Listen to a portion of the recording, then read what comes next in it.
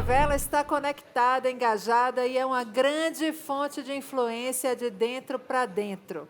Para comprovar isso, a Fast Company Brasil tem o orgulho de chamar ao palco Daniela Benoit, Eduardo André, Matheus Cardoso, Michele Fernandes e Tiago Trindade.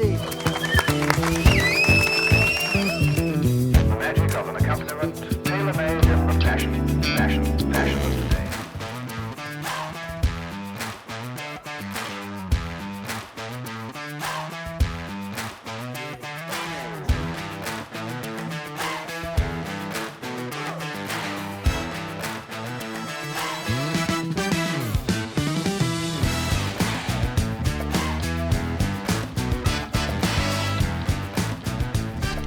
Vou me apresentar um pouquinho melhor. Meu nome é Daniela Benoit e eu acho que eu sou empreendedora desde os 6 anos de idade. O meu primeiro trabalho de verdade foi quando eu queria um ovo de Páscoa e eu não tinha dinheiro para comprar. E eu via todo mundo ganhando um ovo de Páscoa de 1 quilo e minha mãe não conseguia comprar. Aí eu comecei, naquela época a gente sabia fazer conta de cabeça, tabuada, era uma coisa linda. E fiz as contas, quanto eu precisava para comprar 2 ovos de Páscoa de 1 quilo. Fui no famoso bazar, que hoje nem existe mais, comprei uma rifa e saí vendendo. Bati em todas as portas do meu prédio, sentei na cabeleireira um dia inteiro e, finalmente, eu consegui dinheiro para 2 ovos de Páscoa. Não sei se é da época de vocês, mas eu abri... Sabe aquelas rifinhas que você abria o papelzinho assim? E aí eu pegava o dinheiro, ia no supermercado e depois entregava para as pessoas. Isso virou meu primeiro negócio. Tudo que eu queria, fazer uma rifa que valia o dobro do valor. O empreendedorismo, hoje, ele é uma coisa que a gente enxerga como se fosse uma coragem masculina. Como se fosse uma coisa que, quando você cansou um pouco da vida corporativa, que inclusive foi o meu caso, assim, nos últimos tempos, você vai e tem a sua reserva e começa a empreender. Para o nosso povo preto, a gente nasce empreendedor, porque a chance de nós entrarmos, e hoje, graças a muitos programas sociais, a gente já consegue estudar, a gente tem mais oportunidades de entrar em grandes empresas. Mas, no passado, não era assim. E ainda tem muitas pessoas que não têm essa chance. Então, o empreendedorismo vem lá da época da abolição da escravatura, quando as mulheres precisavam trabalhar na rua vendendo coisas para poder comprar a alforria dos seus maridos e dos seus filhos. E, para contar um pouco sobre essa jornada de empreendedorismo na raça, como chama o painel, eu vou chamar o Tiago Trindade, que pediu para que eu apresente ele como sambista e também como um cara visionário que entendeu que dentro da favela tem uma potência gigantesca de criativa e também de venda para a própria comunidade, para fazer com que o dinheiro circule. Então, eu peço, Tiago, que você se apresente e que você faça essa introdução, que ele fez uma apresentação muito bacana para que todos vocês possam entender o poder econômico que existe dentro da favela. Obrigada. Valeu, Dani. O sambista eu pedi, o visionário eu não pedi. Prazer, gente. Boa tarde, tudo bem? Sou Tiago Trindade, sócio da Digital Favela. Vocês já ouviram falar. Trouxe aqui uma rápida apresentação, vou levantar aqui para passar alguns slides. A Digital Favela nasce no comecinho da pandemia, então, assim como a gente ouviu aqui, umas empresas nasceram no começo da pandemia, a gente sabe aonde aperta o calo, quando o bicho pega, quando a falta de grana começa a apertar na quebrada. Então, a gente começou a pensar a Digital Favela ali em 2019 e, em março, a gente acelera para realmente criar uma nova profissão e dar uma luz a uma nova profissão dentro da quebrada, que é a de influenciador digital. Então, até então, as marcas não olhavam para esses influenciadores, micro-influenciadores digitais, e a Digital Favela nasce com esse intuito de trazer essas potências para as marcas. Comunidade favela, morro. Você pode nos chamar como quiser, só não pode nos ignorar. Somos milhares de consumidores distribuídos em favelas de todo o Brasil. Juntos, movimentamos bilhões de reais por ano. Em outras palavras, consumimos mais que Bolívia e Paraguai somados. Somos milhões de Josés da Vendinha que vendem mais shampoos que muito hipermercado por aí. Milhares de Donas Marias do Doce que com apenas um post vendem mais chocolates que muita loja do asfalto. Centenas de Claytons que com uma foto no Instagram alcançam mais de 200 mil pessoas. Uma porção de Fernandos que trabalham um mês inteiro para comprar um celular novo e depois que compram, são a sensação da quebrada. Isso sem falar nas dezenas de Rosanes que não perdem uma oportunidade de soltar suas obras de arte nas redes sociais. Nós somos muito mais do que isso que você vê no noticiário. Somos criadores de conversas, contadores de histórias, influenciadores de tomadas de decisões. E a sua marca? Tem algo a nos dizer? Somos todos ouvidos. Então essa é a Digital Favela, a primeira empresa do mundo focada em microinfluenciadores digitais de favela.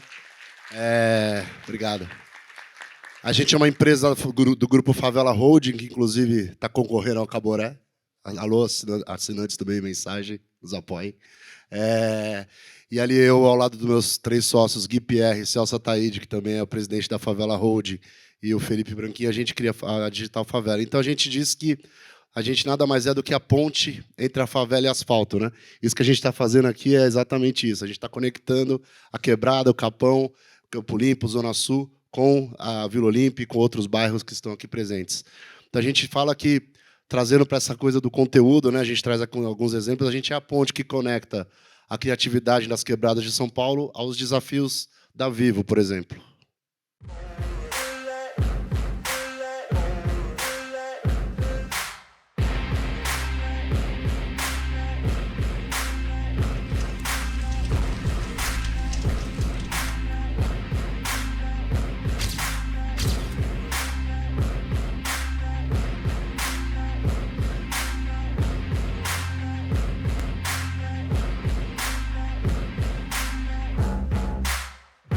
Walter Regis, maravilhoso.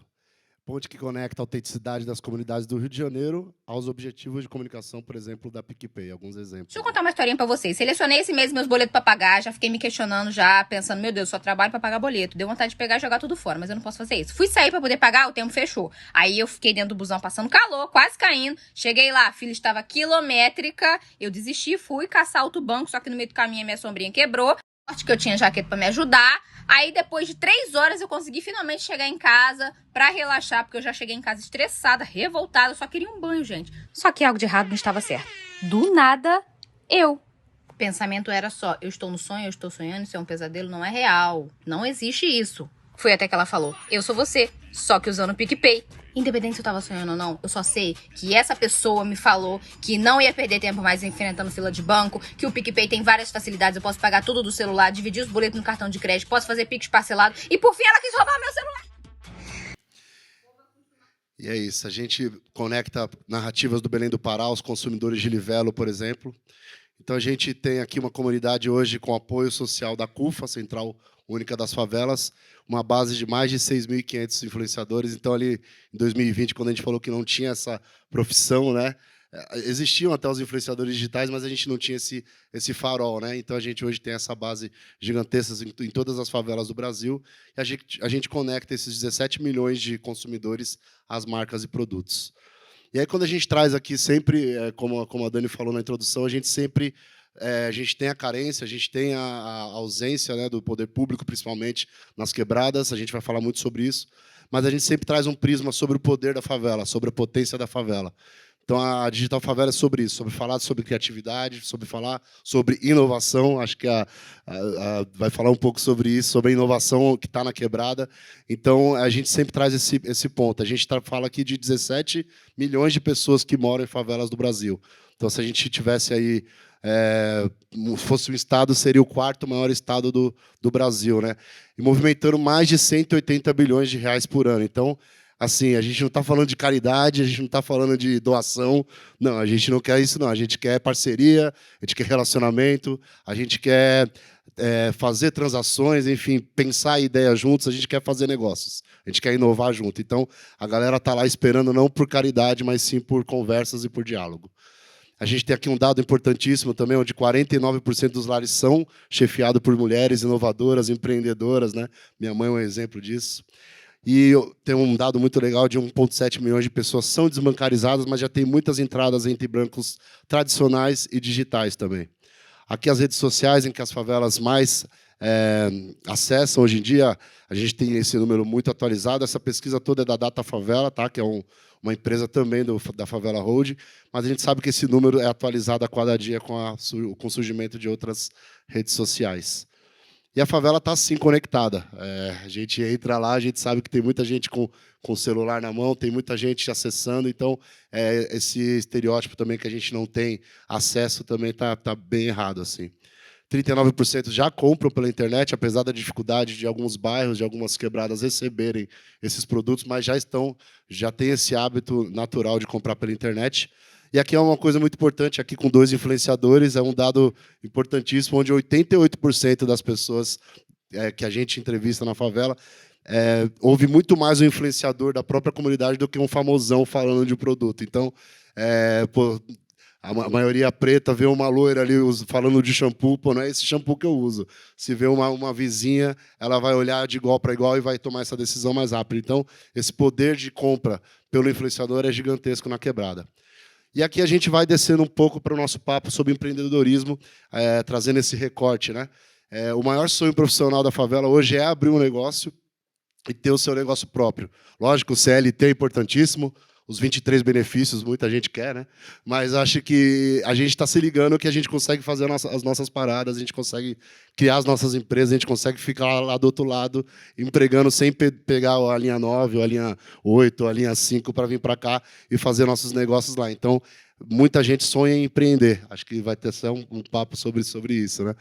E entre os moradores, 7 entre cada 10 pretendem abrir dentro da favela. Então, eles não querem fazer um bar aqui na Vila Olímpia, não. Querem fazer lá no Capão e estão fazendo. Tem um monte de boteco, de bar gigante abrindo lá na nossa quebrada. 3 entre cada moradores pretendem comprar um carro nos próximos meses, entre outros sonhos dos moradores também aqui de favela. E aqui é um dado muito importante que acho que também vai permear o nosso papo. 52% tem certeza que vai realizar seu sonho. Acho que a Dani falou no início, as iniciativas sociais fizeram a gente se preparar, fizeram a gente estudar, fizeram a gente tirar a cabeça, né, da lama e ver o mundo. Então, hoje esse número, se Deus quiser, vai crescer muito mais, mas a gente tem certeza que se a gente começar a empreender, a gente vai chegar lá. Então, essa certeza de atingir o seu objetivo é um dado muito importante. Então, a gente traz o poder da favela em criar tendências, o poder da favela em criar negócios, que a gente tem um grande exemplo aqui. Deixa eu pôr. Em Circle, pessoal, essa ferramenta para definição de propósito é utilizada por grandes empresas como Google, Apple, enfim, diversas empresas que definem qual que é o seu propósito, a sua razão de existir, determinam suas estratégias e, a partir disso, quais produtos e serviços vão oferecer para as pessoas. Acontece que você pode usar essa metodologia não só para sua empresa, mas para você também. No final de contas, você é o seu principal empreendimento. Então, como vocês podem perceber, a primeira etapa, o círculo mais interno, é o porquê. Qual que é a sua razão. Depois você dá um recado mais sobre... E o poder da favela em fazer acontecer.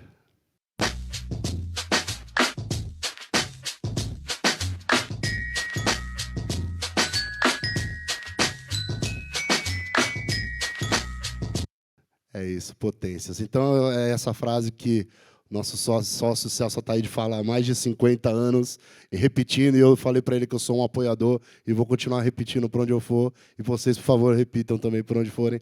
Favela não é carência, favela é potência. A gente tem aqui alguns exemplos, e a gente vai falar um pouco sobre isso.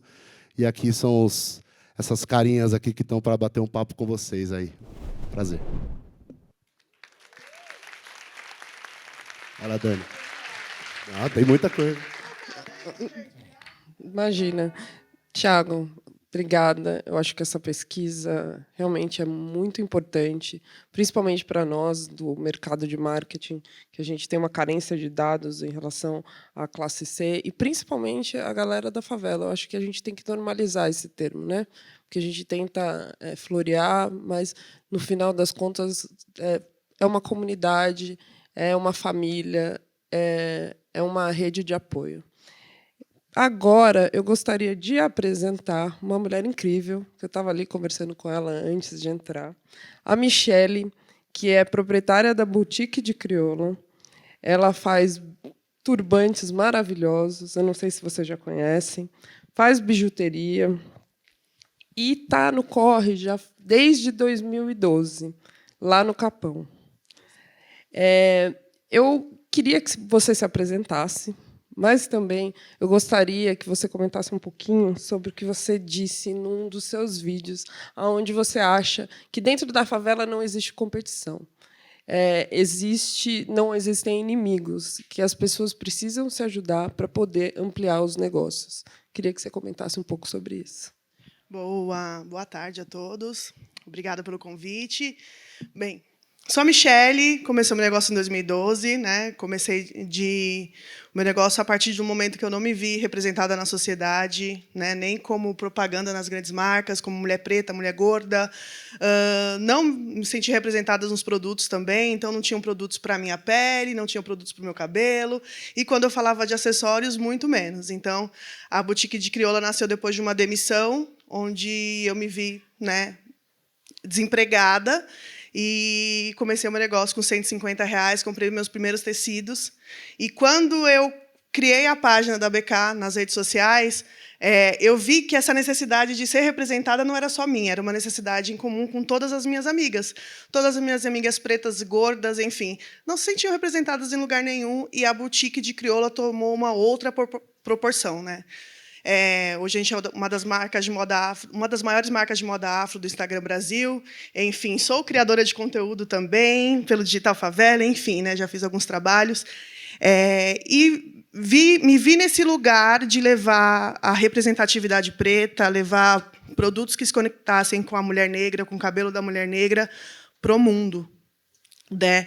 E essa necessidade, né, de olhar para onde eu estava, dentro da quebrada, né, ver outros negócios, me fez ver que essa questão da inovação, eu estava até falando com o Tiago, está lá dentro da quebrada. Né? Então, quando se fala em inovação, se fala em criar negócios, a gente sempre tem a mesma característica, que é o cara que, né, que não vou trabalhar mais na empresa, sou branco, estou do outro lado da ponte, como a gente fala, né, no Capão Redondo, tenho dinheiro, vou vender um carro, vou vender um apartamento, enfim, e vou criar meu negócio. Só que quem está inovando de verdade é a quebrada, fazendo muito com pouquíssimo dinheiro. Eu comecei com R$150, eu comecei com bastante grana. Eu vejo gente começando com 20, com 30, e aí que vem essa união. Né? Quando a gente fala de negócios da quebrada, uma necessidade que eu estou passando, a outra mana preta também está passando no negócio dela. Ela nem sabia que ela poderia ser empreendedora, viver do negócio dela, isso por experiência própria. Eu tenho uma ex-funcionária minha, foi empregada doméstica durante 40 anos, e há 5 anos, depois que eu não consegui mais, né, enfim, estar com ela na equipe, ela falou, tá bom, então eu vou empreender também, eu vou aprender a fazer trança no YouTube. Hoje ela tem um salão dela, ela paga as contas dela, ela vive da vida dela a partir das tranças dela. Ou seja, a gente está dentro da quebrada, a gente nem sabe o que a gente pode fazer, qual é o nosso potencial criativo, como que a gente pode inovar, como a gente pode pegar um pouco de dinheiro que a gente tem para fazer, né, acontecer e melhorar as necessidades, que eu acho que negócio é isso. Né? Quando a gente fala de empreendedorismo, eu não estou só criando um turbante, um colar bonito que vocês estão vendo. Né? Eu estou sarando a dor de uma pessoa que está do outro lado, de uma mulher que vai olhar para o meu negócio e vai falar, nossa, eu quero usar esse turbante, porque a partir desse turbante eu vou me sentir mais bonita, mais realizada. Então, os nossos negócios vêm a partir dessa potência, né, de mudar a vida das pessoas a partir do que a gente cria, do que a gente, né, pensa, enfim. Então, é exatamente isso. Né? Tem essa união da gente estar junto com outras pessoas, fazendo o nosso corre, que por mais que para esse lado de cá, né, seja um corre pequeno, para a gente está fazendo muito, a gente está revolucionando muito lá. Né? No Capão Redondo são quase 300 mil pessoas, gente, né? E ainda não enxergam o Capão Redondo como um potencial lugar de se circular dinheiro. E a gente está lá fazendo isso acontecer. Acho que é um pouco disso. Obrigada, querida. Vamos falar mais um pouquinho daqui a pouco. Matheus, eu sou dessas que gosta de elogiar. acho que a gente tem que elogiar mesmo. O Matheus, ele criou um negócio que é espetacular. No meu ponto de vista, ele trouxe dignidade para as pessoas que moram dentro da comunidade. Hoje ele vende sonho. E eu queria que você contasse um pouco sobre isso. Uau, adorei a apresentação. Muito boa tarde, pessoal. Um prazer estar aqui com vocês. E esse rolê que vem de sonhos é o Moradigna. A gente vem de reformas dentro das comunidades, né? A gente parte de um número muito alarmante de que hoje no nosso país 40 milhões de pessoas moram mal. 40 milhões de pessoas têm a sua saúde prejudicada por conta da sua própria casa. Com mofo, falta de ventilação, falta de iluminação, enfim, diversos problemas que impactam negativamente a saúde das pessoas. Isso é muita gente. Isso quer dizer que 1 a cada 5 pessoas no nosso país tem sua saúde prejudicada pela sua própria casa. E se você não pode viver bem dentro da sua própria casa, onde que você vai viver bem, né? Então, por ter vivido durante muito tempo numa casa assim, lá no Jardim Pantanal, no extremo da Zona Leste de São Paulo. Tem alguém da Zona Leste de São Paulo aqui? É nós, né? A gente se espalha, a gente está por aí sempre. E aí eu criei o Moradigna com esse intuito de vender um serviço que pudesse mudar essa realidade, né? Então é um serviço com material, mão de obra, gestão e o principal, que é o acesso ao financiamento para que aquela família consiga pagar uma reforma. É um rolê caro, né? Reforma é caro, então a gente sabe que uma família de baixa renda não tem R$7 mil, R$8 mil à vista para pagar numa reforma. E aí a gente tem os parceiros de crédito que financiam esse valor, né? 24 parcelas de R$250, 36 parcelas de R$300, para que caiba no bolso daquela família, ela consiga reformar aquele ambiente e possa morar bem dentro da sua própria casa. Então, é isso que eu faço, esse é meu negócio. O Moradigna já tem 7 anos agora, já são mais de 3 mil reformas realizadas aqui em São Paulo. A gente está passando por um processo de expansão com um programa de embaixadores que está levando o Moradigna para o Rio de Janeiro, para Salvador, para Recife, Distrito Federal e Manaus, porque a gente sabe que das diversas incertezas que tem ao empreender, a única certeza que a gente tem é que a gente não vai descansar enquanto as pessoas não possam morar bem dentro das suas próprias casas. Olha que bacana. Uma salva de palmas. O Matheus, eu queria que você contasse para mim como foi a sua primeira reforma. Como é que você se sentiu e como os donos daquela nova casa, né, do sonho da casa perfeita dentro de uma... Legal, legal. A primeira reforma foi a da minha mãe, na real, né? Mesmo sem ela saber, ela foi a primeira cliente do Moradigna. E depois, sim, o primeiro cliente... eu acho que o processo da primeira reforma é sempre muito legal de trazer, porque eu acho que é o que mais mostra o quanto é possível você começar com o que você tem, né? Com 150, com R$100. Porque a primeira reforma do Moradigna eu fiz com reforma... A gente sabe, né, pessoal? Material, mão de obra e gestão. Se você tem esses 3 elementos, você faz uma reforma. Então, gestão. No auge dos meus 19, 20 anos, eu achava que sabia fazer gestão de alguma coisa, mas quis me arriscar e tudo mais. Pedreiro, primeira mão de obra do Moradigna foi o meu padrinho que topou, porque eu enchi muito o saco dele para ele fazer a primeira reforma comigo. E o primeiro material de construção eu parcelei no cartão de crédito da minha irmã, que eu peguei emprestado, sem ela saber, obviamente, porque se ela soubesse, ela nunca tinha me emprestado. E foi assim que a gente fez a primeira reforma. E eu sonhava com Moradigna começando de outra forma, né? Com loja, com logo, com marca, mas começou assim. E tanto o primeiro feedback como diversos outros que vieram na sequência, sempre essa parada de entender que é possível, né? O serviço de reforma é algo muito inimaginável dentro das comunidades, porque as pessoas elas estão acostumadas a contratar o pedreiro, aí elas fazerem o corre do material. Então, ter alguém que está cuidando da sua reforma é um lugar muito novo para essas famílias, para essas pessoas. Então, porque o mais próximo que existe é um serviço de arquitetura, que infelizmente é muito elitizado, né? Um serviço de engenharia, que é mais distante da realidade ainda. Então, quando a gente chega com a nossa proposta, tem um receio, tem uma surpresa, mas depois a pessoa ela não consegue fazer reforma de outro jeito, porque... Quem aqui já fez obra em casa, pessoal? Levanta a mão. Quem aqui já teve problema com pedreiro? Levanta a mão. Mais pessoas tiveram problema com pedreiro do que fizeram reforma em casa.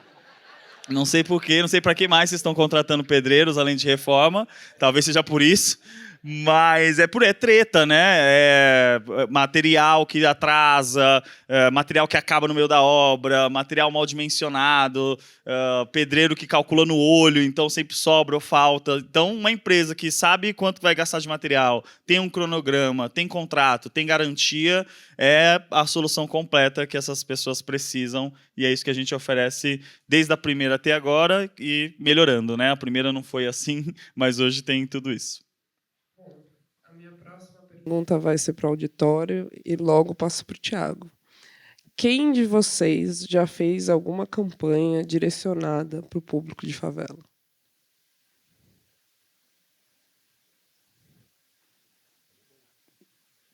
É um começo. Bom, Thiago, eu queria, então, aproveitando esse gancho, você que é uma pessoa que convive com as marcas diariamente e faz projetos incríveis, eu queria que você desse um tutorial. Como é que a gente começa a fazer isso, né? Como é que a gente vira essa chave? E acho que a importância disso você já mostrou aqui, né? O potencial que tem dentro da comunidade, mas como é que a gente muda o mindset das marcas? Boa. Acho que eu tenho uma jornada até chegar na Digital Favela que é muito interessante. Que eu começo ali em 2003, 2004 na Liu Lara. E até então era a segunda maior agência do Brasil, né? A gente tinha umas contas gigantescas, mas eu fiquei 4 anos como estagiário e 2 anos sem computador. Naquela época eu não entendia por quê, hoje eu entendo por quê. E depois eu comecei como produtor gráfico, sou daltônico, tem essa coisa boa, era produtor, aprovava tabloide sendo daltônico, ou seja, é raça mesmo. Ninguém sabia, viu, gente? Se alguém da Liu Lara aí, ou da Pernambucanas, mas rolava. E aí fui ralando ali na produção, mas eu sempre quis ser redator, né? Sempre quis escrever, eu soube escrever, gostava de escrever, e ficava de madrugada ali fazendo os jobs e depois de quase 6 anos ralando, consegui ir para a criação, peguei uma mesinha lá, um computadorzinho e o único pretinho ali tendo ideias, enfim. E aí eu tinha uma dificuldade muito grande de me encontrar como criativo, porque eu fazia brainstorming com a galera e dava minhas ideias, dava minhas referências e ninguém entendia ou ninguém aprovava e eu falava grego ou sei lá o que estava acontecendo. Pensei até em desistir, eu falei, não é possível, né? E hoje também eu entendo o que era. Eu tinha minhas referências da quebrada, eu tinha minhas referências musicais, eu tinha minhas andanças e a galera que estava ali eram de outros lugares, tinha outras vivências. E aí eu fui aprendendo a me virar nesse mundo corporativo de ideias e fui me adaptando às ideias que eles queriam ouvir. Essa é a grande real. Assim. E foi um aprendizado. Né? Depois eu fui passando por outras agências, enfim. E quando eu cheguei na Digital Favela, hoje a gente senta ao lado dos criadores de conteúdo e cocria com eles. Né? Então, eu, com muito tempo como diretor de criação, depois em agências também, a gente tem a nossa função de aprovar ideias, né? de direcionar ideias. Quando a gente senta com essa galera que ouve essas histórias tão verdadeiras, quando a gente recebe os conteúdos, são tão originais, tão autênticos, que a gente não tem nem coragem de reprovar. A gente, no máximo, direciona e interpreta para a linguagem das marcas que a gente conhece um pouco, como que as marcas querem ouvir, como as agências querem ouvir. Então, o primeiro passo, assim, acho que é respeitem a autenticidade da galera. Acho que essas histórias aqui que a gente está ouvindo aqui, elas não são fakes, né? Elas são verdadeiras, elas têm muita verdade, elas têm muito tempo, então todo o conteúdo que vem com verdade, vem com vontade de fazer, com autenticidade. Então, respeitem essa autenticidade. E acho que uma coisa mais importante também eu sempre falo que na favela tem a Dona Maria. Então, às vezes você chega na casa da Dona Maria e você bate na porta, às vezes ela não vai abrir. Se ela abrir, às vezes ela vai te dar um copo d'água. Se ela gostar de você, ela vai te dar um cafezinho. Se o papo bater melhor, ela vai te dar um bolinho. Então, assim, primeiro, batam na porta. Não chega já no bolo.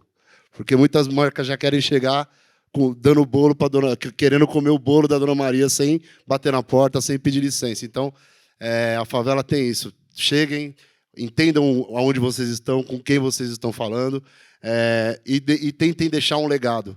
Né? A relação de ganha-ganha.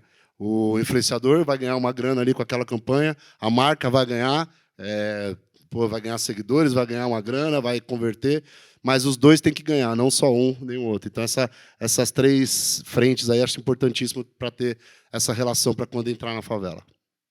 Muito bom. Eu já gostaria de fazer um convite em nome do Thiago para todo mundo fazer um workshop com ele lá, fazer uma cocriação lá na Digital Favela. Mi, a gente estava falando agora há pouco, um pouco sobre a beleza negra. A mulher negra, ela não é vista como um padrão de beleza universal, né? E você me contou um episódio que você passou há pouco tempo, se você não se incomodar de falar sobre isso, onde você tirou uma foto de biquíni e você foi atacada.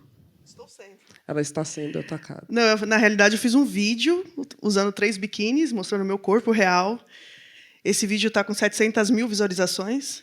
E grande parte das pessoas que estão me atacando são mulheres, assim, 90% mulheres e poucos homens, assim. E eu me questiono muito essa questão, né, de o nosso corpo e a nossa pele, né, não ser aceito como uma pessoa normal.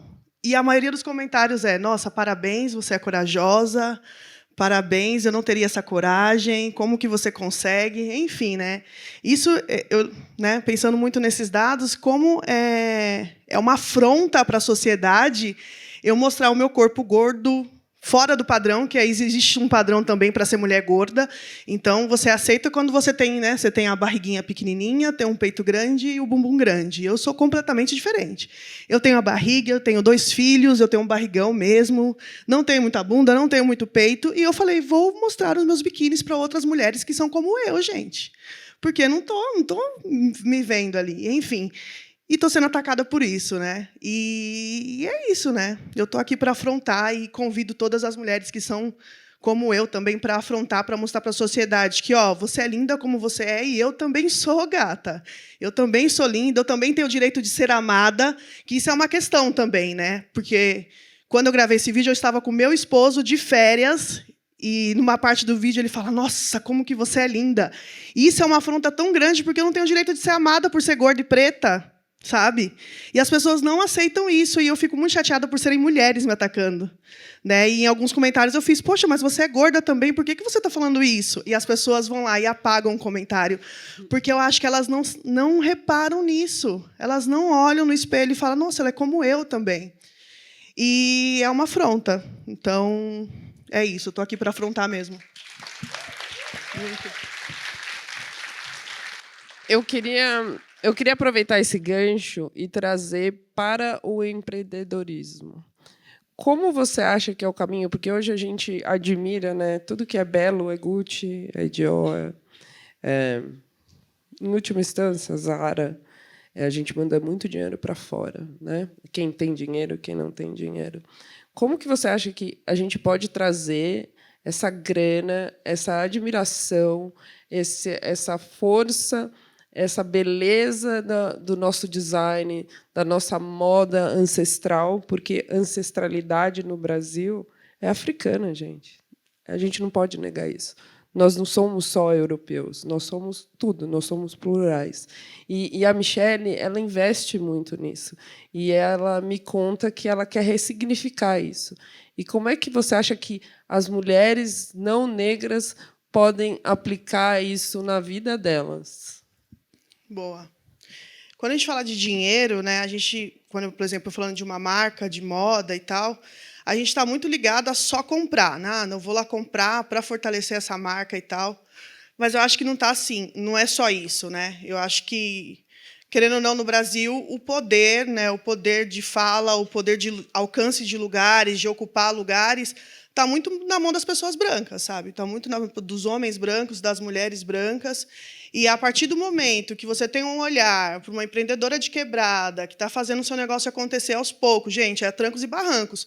Eu estou há 10 anos, eu ainda não tenho meu carro do ano, eu ainda não fiz minha viagem internacional, eu estou fazendo a marca acontecer ainda. Então, esse poder está muito na mão de vocês, né? De vocês pegarem o Thiago e falar, Thiago, peraí, a gente precisa fazer uma campanha aqui com quais empreendedores de pretos de favela que a gente pode incluir na campanha? Porque esse dinheiro que entra para mim através de uma campanha, ele é um dinheiro que vai fomentar um computador novo, é o dinheiro que vai fomentar o meu maquinário. Uma máquina de corte, a minha máquina de corte que eu comprei foi R$14.000. Então, para eu comprar isso a partir da venda dos meus acessórios, eu vou demorar anos para comprar. Mas com uma campanha que chega para mim a partir de vocês, que têm o acesso, que têm o poder de escolha, vai fazer eu caminhar muito mais rápido. E, consecutivamente, o meu trabalho vai alcançar outros lugares, onde mulheres vão olhar o meu trabalho, vão se sentir representadas. É um ciclo, sabe? Um vai fortalecendo o outro. Vai representar mulheres, eu vou conseguir alcançar muito mais pessoas, fazer coisas novas para essas pessoas e deixar o meu negócio viver muito mais tempo, né? Eu vou aumentar aí, a vida do meu negócio. Então, quando você... Para apoiar, sendo uma pessoa não negra, no meu caso... Não que eu não venda para as pessoas brancas, eu vendo. Quem quiser comprar meu acessório, meu turbante, fique à vontade, aliás, né? Boutique de crioula, assim, né? Com certeza eu vendo para todas as pessoas, mas com certeza, quando eu vendo para uma mulher preta, gente, é outra parada, é outro significado. Ela não vai colocar um turbante na cabeça só porque é um acessório de moda que é tendência 2022. Não. Ela vai usar aquele acessório para valorizar a beleza dela. Ela vai entender o que significa aquele brinco que eu criei. E, gente, a gente tem poder, a gente tem dinheiro, né? A gente vê as maiores bilheterias aí. Mulher Rei estourou, está bombando. O filme, o Pantera Negra, foi a maior bilheteria também, está vindo agora o segundo. Ou seja, a gente tem dinheiro, a gente tem acesso. Se vocês querem falar com a população preta, vocês precisam colocar alguém preto para fazer campanha para eles, sabe? Ver essas pessoas pretas, enxergar essas pessoas pretas. Infelizmente, pessoas brancas, pode ter o time maior que for. Se você não tiver uma pessoa de quebrado, uma pessoa preta, uma pessoa trans, enfim, para olhar para essas pessoas, vocês nunca vão cansar a gente. Então, é esse olhar, eu acho, que é assim que vocês vão ajudar. Você falou uma coisa... Ai, gente, desculpa, mas é a realidade, assim, sabe? Não tem como eu ficar floreando aqui, né? Essa é a minha realidade. Então, eu vivo isso há 10 anos e eu fico muito frustrada, às vezes, de ver uma marca. Eu vi uma marca esses dias, enfim, num perfil famoso de empreendedorismo que cria origamis, cria... enfim... acessórios para dentro de casa lá, com dobradura de papel, que alcançou seu primeiro 1 milhão na pandemia. E eu falo, mano, pelo amor de Deus, sabe? Olha o que a gente está fazendo da quebrada com R$50. Por que a gente não está acessando ainda? Então, isso me incomoda bastante. Então, essa é a minha realidade, não tem como eu ficar aqui floreando. Essa é a minha realidade, então, estamos juntos. Muito obrigada. A gente está chegando aqui ao fim do painel, mas eu queria fazer uma última pergunta e responde quem quiser. Qual é a lição de empreendedorismo da quebrada que vocês podem trazer para os grandes negócios? Eu acredito que esse rolê de começar é muito importante, né? Porque eu já trabalhei em grande empresa também, já faço trabalho com outras marcas e às vezes eu vejo a dificuldade que tem as bengalas que a gente coloca para poder fazer os projetos, né? Eu vou esperar o budget ser aprovado. Quando passar a Copa. Agora quando no próximo ciclo de avaliação. Tem várias bengalas que a gente coloca e eu tenho certeza que todos vocês aqui, todos vocês têm um projeto na gaveta. Todos vocês têm um projeto na gaveta, na cabeça, em algum lugar, que você não começa por achar que precisa das condições ideais. Quando eu me aposentar eu faço, quando eu captar investimento eu faço. Então, eu acho que a principal lição que fica pela super história da Michelle, pela história do Moradigna, pela maioria das histórias dos negócios que surgem da quebrada, é esse rolê de você começar com o que você tem, né? E aí, já que vocês, né, a maioria das vezes gostam das teorias em inglês, das teorias que vêm de fora, a gente sempre valoriza mais.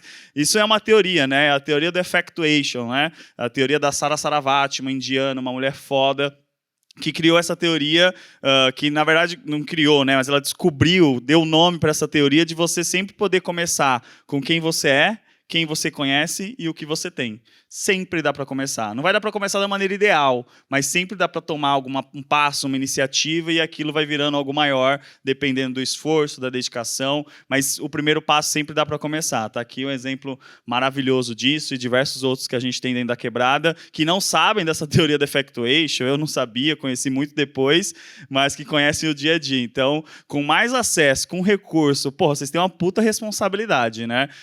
Quando a gente fala do privilégio, de como que a gente usa os nossos privilégios, a gente tem que usar, vocês têm que usar os privilégios de vocês para movimentar essa economia, para movimentar essa roda. Como a Michelle falou, todo mundo ganha. Então, vamos fazer todo mundo ganhar e comecem por esses projetos que vocês já têm, eu aposto, só tem que olhar o que está ao redor de vocês para poder começar. Gente, super obrigada. Eu só queria dizer que na Quebrada a gente tem um termo para isso, que é civirologia, né?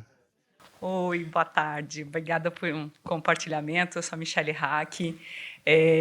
Uma das minhas iniciativas aí da vida, eu sou do Grupo Mulheres do Brasil também, e dentro de um comitê que eu lidero, que é o Mundo Digital, a gente já estava com algumas iniciativas antes da pandemia, né, de ensinar tecnologia para meninas de comunidade.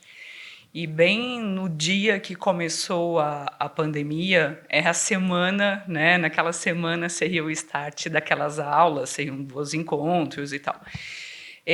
Aquilo me fez olhar para a realidade das meninas e me perguntar por que a gente não pode fazer online, né? Por que essas aulas não podem acontecer online, né? E algumas delas estavam num grupo de WhatsApp comigo, a gente conseguiu conversar. De 50 meninas, 3 entraram online, com uma dificuldade de qualidade de sinal, vídeo, áudio, sempre, né, assim, foi muito difícil aquela conversa. E aquilo provocou uma vontade de mudança, de, ok, a gente não consegue alcançar pelo online por uma questão de qualidade mesmo de internet, né, a conectividade em si. Então, a partir dali, a gente startou uma iniciativa de conectividade, só que naquele momento a gente foi até bastante inocente. A gente pensou, vamos pegar devices, vamos pegar chip e vamos fazer esse match e levar para essas meninas para isso poder acontecer. Só que a verdade é que a conectividade em si, ela não envolve apenas você entregar chip e apenas você entregar um device. Né, a gente estava com a problemática da questão da educação à distância, e que todas essas crianças passaram por isso durante a pandemia. E aí você trouxe um dado, né, no início, Thiago, principalmente, eu até anotei que 87% dos adultos acessam uma vez ao dia a internet, e jovens, 97% acessam regularmente. Da onde? Né? E que tipo de qualidade de sinal é esse? Porque até onde eu tinha estudado, e até onde a gente, nesses 2 anos, entrou, foi que, para a gente fazer alguma diferença, a gente precisava trabalhar com políticas públicas, né, para realmente buscar esforços para que os recursos certos chegassem nos lugares certos e o sinal, essa qualidade acontecesse dentro de escolas, principalmente, né, e chegasse para quem realmente precisa, porque a gente sabe que todo tipo de serviço hoje passa a ser digital, né? E a gente teve muito isso a partir da questão da saúde mesmo durante a pandemia, né? Dos serviços do governo e tudo mais. Então, eu gostaria de entender um pouquinho, assim, por vocês, sobre essa perspectiva de conectividade real mesmo, né? A gente está falando de sinal. Como é que está isso hoje? Qual é a perspectiva que vocês estão vendo disso melhorar? E se existe algum tipo de iniciativa da parte de vocês também para buscar que isso seja diferente e permita que essa conectividade aconteça, né, para todos, né, para realmente facilitar esse acesso? Boa. Vou começar aqui. Eu acho interessante sua pergunta. No começo da pandemia, eu acho que não só a Quebrada teve dificuldade com o sinal, mas acho que todo mundo, né? Eu entrava em reunião com gente aqui na Faria Lima que caía sinal e que não conseguia entrar no Meet. Tô falando no mudo, até hoje, né? Muita gente faz isso. Então, acho que é uma coisa realmente nova, trazendo para esse cenário daquele momento. Então, acho que se era novo para a galera daqui, se era novo para quem já estava acostumado, imagina para quem ainda não estava nesse ambiente, né? Tem a coisa realmente, a dificuldade de entrar. Falando de iniciativas, trago até um pouco da Favela Holding aqui, que é o grupo que a Digital Favela pertence. É um grupo de 27 empresas, e dentro dessas 27 empresas, a gente tem a Favela On, que é um Wi-Fi comunitário em algumas favelas do Brasil. Então, a gente traz aqui dados, claro, de favelas do Brasil, mas cada favela tem a sua realidade, cada favelado tem a sua realidade, então a gente traz aqui um número geral. E a gente também tem a Favela On e também tem o Alô Social, que é uma iniciativa também do Celso Ataíde de distribuição de chips já com dados para favelas do Brasil inteiro. Então, essas iniciativas com iniciativas privadas já acontecem na Favela Road, entre outras empresas também que já estão acelerando esse processo. Claro, estamos ainda no início, mas a gente vê aí, a gente pode até falar, a galera pode falar melhor, mas a galera, principalmente os jovens, estão muito no celular, ali nas redes sociais, ouvindo uma música no YouTube, enfim, baixando Instagram, TikTok agora. Então, faz parte do dia a dia. A galera tem que estar conectada. Então, é uma coisa que está acontecendo e realmente a dificuldade ainda é grande, né? O 5G vai demorar para chegar lá, demorou para chegar, imagina lá. Mas está acontecendo, a gente está conectado, de uma forma ou de outra, a gente está se conectando cada vez melhor, mas quanto mais iniciativas, mais a gente vai acelerar esse acesso. Gente, muito prazer, eu sou a Bruna, eu sou gerente de marketing, então eu contrato influenciadores e creators. Então é uma grande oportunidade estar aqui conhecendo vocês, até porque a minha pergunta é que durante esse processo de contratar com mais diversidade, eu ainda sinto muita dificuldade através dessas empresas que intermediam a gente com os influencers de achar as pessoas que a gente quer. Então várias vezes, eu quero uma mãe negra. Não acho, não existe. Não acho nenhum influenciador que faz isso. Então todo esse processo é muito moroso. E eu vejo você como influenciador e você também como plataforma.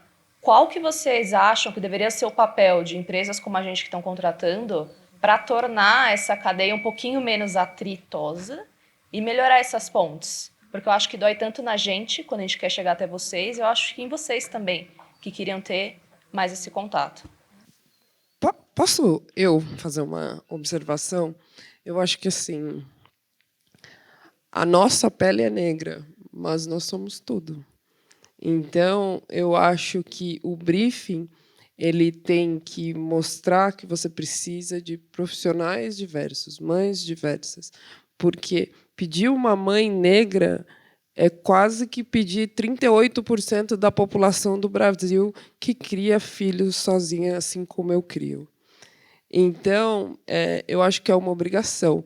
E isso é uma tendência mundial, né, de ESG, onde você tem que entender quem é a sua cadeia de fornecedores.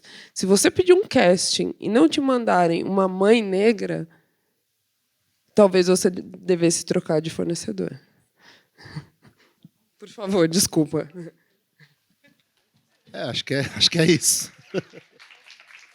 Mas sendo prático, assim, trazendo para o dia a dia da Digital Favela, a gente recebe sim alguns briefings que a gente entende que a galera antes de mandar o briefing ainda não entendeu o que quer, né? O que quer falar. Então, esse é um exemplo, né? Então, às vezes é tentar entender o briefing com a gente junto, assim, vamos sentar antes do briefing, sabe? Co-criar o briefing, até a gente faz muito isso com algumas marcas. Porque às vezes sai da criação ou sai de uma ideia meio superficial, porque a gente sabe que a maioria foi criada por pessoas que não são da favela. Então, às vezes sai uma ideia superficial e às vezes você tem um cast também superficial. Então, se você sentar com a gente, entender um pouco aonde você quer chegar, às vezes o briefing não é a mãe negra, às vezes é outras pessoas que a gente tem ali na curadoria.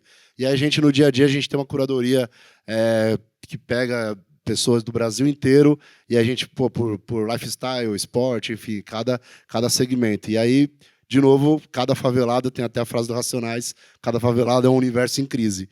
Então, a gente não vai achar duas mães negras iguais. Vão ser duas mães negras totalmente diferentes, com histórias de vida diferentes. Isso também é uma coisa para se pôr na cabeça, que não são todos iguais. Assim. É isso. Na verdade, é quase que um complemento aí à conversa, mas também uma pergunta que é a seguinte. Eu vejo muito essa questão do influenciador. A gente tem muito um padrão também do que é influenciador, né? Então, eu vejo que peles pretas... por mais que tenha milhões de seguidores, faça conteúdo bom pra caralho, desculpa a palavra, não é visto como influenciador, né? Não é visto como, se não for para uma ação mais social, se for para falar de um tema racial, ou de qualquer coisa, ou de qualquer minoria que seja, não é visto, né? Então eu enxergo muito que esse padrão, inclusive visual da galera da favela, da galera de quebrada, da nossa pele preta e de qualquer coisa que seja fora do padrão, vou generalizar aqui Faria Limer ou Nina Secrets da vida, né? Padrões que a gente conhece, não é visto como influenciador. Então eu queria entender de vocês quais são as barreiras que vocês enfrentam assim para conseguir mostrar que essa galera é criador de verdade, né? Eu não gosto nem de falar influenciador, eu gosto de falar criador porque vocês criam conteúdo.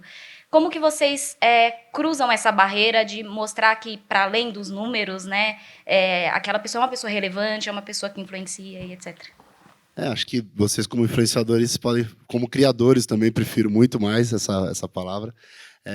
Podem falar melhor, mas acho que a gente tem um desafio muito grande de derrubar a primeira parede, né? A primeira parede é sempre, como eu falei, um preto de favela, uma preta de favela. Então, o nosso desafio é sempre como que a gente vai uma layer além. Então, a Michelle é uma mãe preta de favela e ela conta história sobre ancestralidade, sobre moda. Então, são diversas layers que a gente consegue atravessar além dessa primeira camada. Então, o nosso maior desafio realmente no dia a dia é atravessar essa primeira camada. Então, como que a gente mostra que cada criador de conteúdo da Digital Favela tem uma história diferente para contar? Cada criador de conteúdo, além de influenciador, que é o que o pessoal chama, mas eu também não gosto dessa palavra muito, apesar que eles influenciam muito, tá? Na quebrada é o que mais influencia. Mas como que a gente mostra que, além dessa primeira layer, a gente tem um conteúdo por trás, a gente tem uma inteligência, inovação, criatividade. Então, esse é o nosso maior desafio. A gente tem hoje, a gente está desde 2020, alguns influenciadores que começaram com a gente com 2.000 e hoje estão com 70, 80, 100 mil pessoas. Alguns já saíram da Digital Favela e é mó barato para a gente. Então é isso, o nosso maior desafio é mostrar que essa galera tem algo mais para mostrar. Assim. Não sei se eu respondi a sua pergunta, acho que é. De grana também, né? Assim, eu vejo muito isso, de às vezes, quando é esse tipo de influenciador, as marcas tendem a querer pagar menos, né? E isso também eu acho que é um alerta importante da gente dar aqui, que, gente, paguem a mesma coisa que vocês paguem para os grandes, porque vale a pena. Posso pedir para dar uma última palavra? Rapidíssimo.